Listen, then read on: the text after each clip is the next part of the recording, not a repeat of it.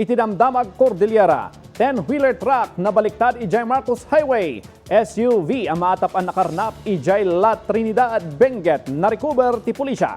Ken Barangay Twin Peaks, umap-apila iti suporta para itinanaya sa agaraw ti trapiko iti Cannon Road. Report manipod ken Angel Kim Pengosro. Iti panagrugi ti baro atawan, napasaran ti naduma-dumang nga aksidente. Idi malam ti January 1, may sa alugan ti nabaliktad kalpasan ang nadungpar na ti plant box iti igid ti kalsada iti Upper Session Road. Iti inisyal nga investigasyon, iman maneho ti 54-year-old a lalaki ti lugan a dumalyasat kuma iti Upper Session Road, idi nadungpar na ti paset ti concrete plant box. Nadangran ti pasahero na ngagtawon iti 39 adagos a naipaayan iti kaskanan at tulong. Kabayatan na, natumba ti Maysa at 10-wheeler truck iti paset ti Badiwan, Marcos Highway. Gapo iti aksidente, naiparikop ti kalsada kadagiti motorista. Nakalukat mutten ti kalsada kalpasan ti clearing operation.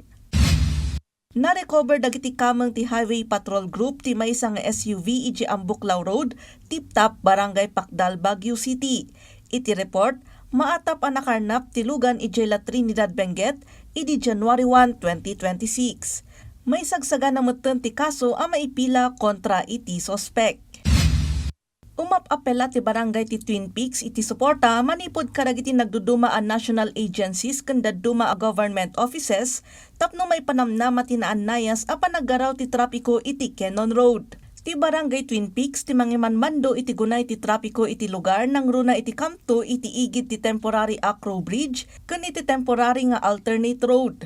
Ang nagbalin akarit no dadduma pakaigapuan ti road rage kadagiti motorista gapo ta kaadwan alugan ket saan da asursuruten dagiti traffic signs. Sigun iti kapitan ti barangay, nadadael manen iti bisperas ti baro atawan ti vertical clearance bar ada gusmet ang nai-report ken maururay paylaeng ti feedback ti DPWH. Gapo iti dayta, temporaryo at tinarimaan dagiti barangay officials ken police personnel manipod tuba tinadadael a vertical clearance bar tapno makadalyasat dagiti lugan iti nasao a lugar.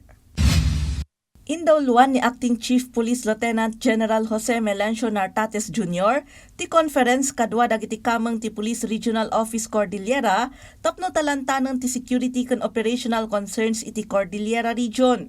Impaganutgat ni Police Lieutenant General Nartates Jr. ti kinapatag ti sustained case monitoring na ingat na panagtungpal iti due process ken accountability tapno may tandudo ti panagtalek ti publiko. Napagsaritaan na pay dagiti panagsagana ti seguridad para iti masungad a panagpenga festival. Kas iti deployment readiness, crowd management ken koordinasyon kadagiti partner agencies tapno maipanamnama ti kinatalged ti publiko. Angel Kim Pengosro para iti Pambansang TV, iti Baro, a Pilipinas.